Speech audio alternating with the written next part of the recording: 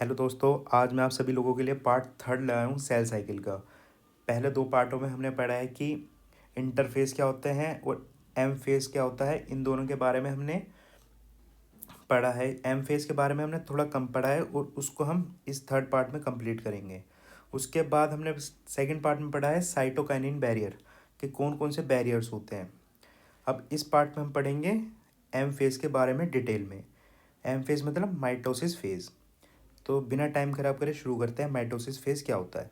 तो mitosis phase is most diagrammatic phase है। इसका मतलब क्या है कि इसमें हम डायग्राम की हेल्प से पढ़ेंगे कि कैसे हमारा डॉटर न्यूक्लियाई एक सेल दो सेल बना रहा है, मतलब डॉटर न्यूक्लियाई बना रहा है। तो इसकी वजह से पढ़ेंगे। इसमें बहुत सारे डायग्राम आते हैं, इसलिए हम डायग्रामेटिक फेज़ टर्म का यूज़ करते हैं।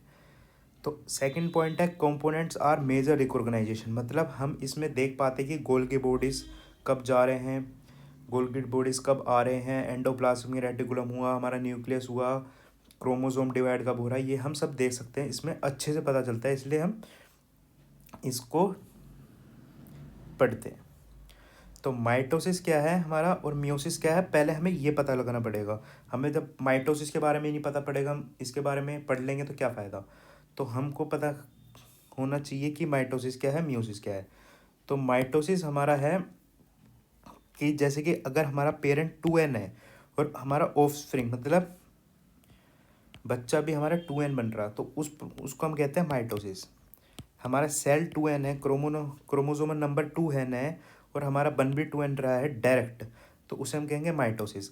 अब मियोसिस में क्या होता है? मियोसिस में हमारा पेरेंट 2n है, दोनों पेरेंट 2n है। इससे हम फर्स्ट n में लाएंगे single chromosome, then again we bind, तो उसको हम बना देंगे 2n, तो उसे हम कहेंगे मियोसिस फेज। तो ये वाला पार्ट हो गया हमारा मियोसिस का, ये वाला हो गया माइटोसिस। तो ये हमारे एक सिंपल टर्म में हम समझ सकते हैं कि मियोसिस क्या है, माइटोसिस क्या है। तो अब हम देखेंगे माइटोसिस क्या होता है। तो माइटोसिस में हमारे दो टर्म आती है। पहला आता है कैरियोकाइनेसिस, दूसरा आता है हमारा साइटोकाइनेसिस या साइटोकाइनेस। ठीक है। तो कैरियोकाइनेसिस है हमारा, हम सभी लोगों का कैरियोकाइनेसिस क्या होता है कि न्यूक्लियर जो हमारा न्यूक्लियर डिवीज़न होता है। साइटोकाइनेसिस मतलब साइटोप्लाज्म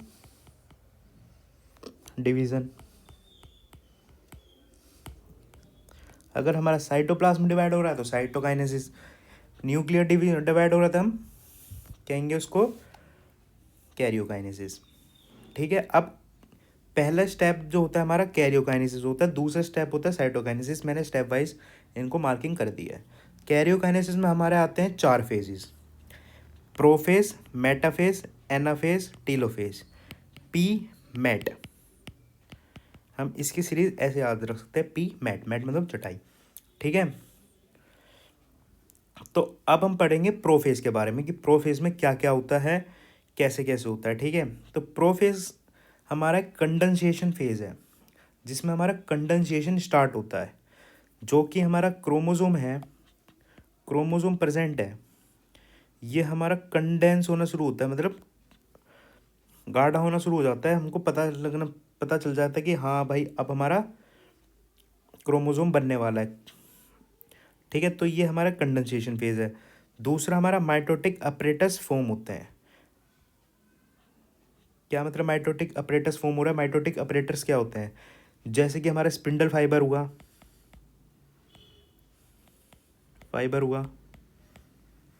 ठीक है, हमारा मेटाफेजिक प्लेट हुई, मेटा प्लेट हुई।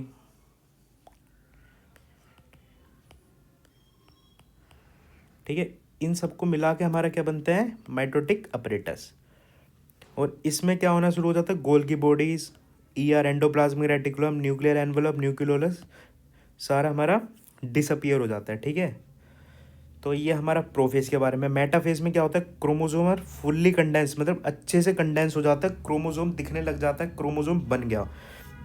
पहला हमारा क्रोमेटिन कंडेंस होकर क्या बनना शुरू हो जाता है? प्रोफेज में क्रोमोसोम बनना शुरू होता है। और हमारा मेटाफेज में आते आते क्रोमोसोम फुल्ली कंडेंस हो जाता है और हमारा एक मेटाफेज प्लेट में अरेंज हो जाता है। जैसे कि हमें देख रहे हैं कि ये हमारा एक ही प्लेट में अरेंज है, एक ही साइड में अरेंज है, इसको हम कहते हैं मेटाफेज प्लेट। ठीक है, और इसको हम कहते हैं इक्वेटोरियल प्लेट। ठीक है, स्पेलिंग देख लेना, थोड़ी स्पेलिंग गलत हो सकती है। तो इसे हम कहते हैं equatorial plate. All spindle fibre attach to chromosome. अब इसका क्या मतलब है, जो हमारे सारे के सारे स्पिंडल फाइबर है, ये जो थ्रेड लाइक्स दिख रहा है हमें, इसको हम कहते हैं स्पिंडल फाइबर। यहाँ पे हमारा काइनेटोकोर होता है जिससे हमारा स्पिंडल फाइबर अटैच होता है। तो ये सारे के सारे स्पिंडल फाइबर, यहाँ पे भी काइनेटोकोर है same, spindle fibre attach to the chromosome. तो सारे के सारे मेटाफेज में हमारे क्रोमोसोम पे स्पिंडल फाइबर लग जाता है। देन तो अब हम देखेंगे एनाफेज। एनाफेज में क्या होता है कि हमारा पहले तो काइनेटोकोर होता है इधर, जो हमें सभी को पता है, मैंने बता दिया था, काइनेटोकोर प्रेजेंट होता है जिस पे हमारे स्पिंडल फाइबर अटैच होते हैं, जो कि हमारे अटैच होते हैं क्रोमोसोम से। ठीक है, ये हमारा क्रोमोसोम है, इससे हमारे स्पिंडल फाइबर अटैच है। ठीक है, ये सारे अटैच है। अब ये वाला स्पिंडल फाइबर अपनी तरफ क्रोमोसोम को खींचेगा, ये वाला अपनी तरफ क्रोमोसोम को खींचेगा, जब भी तो हमारा डिवाइड होगा, जब भी तो इस फॉर्म में आएंगे दोनों के दोनों।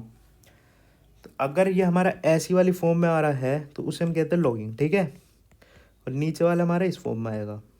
तो ये हमारा मेनली बेसिक काम है एनाफेज का, कि हमारा क्रोमोसोम को डिवाइड करना। ठीक है, क्रोमोसोम को स्प्लिट करना।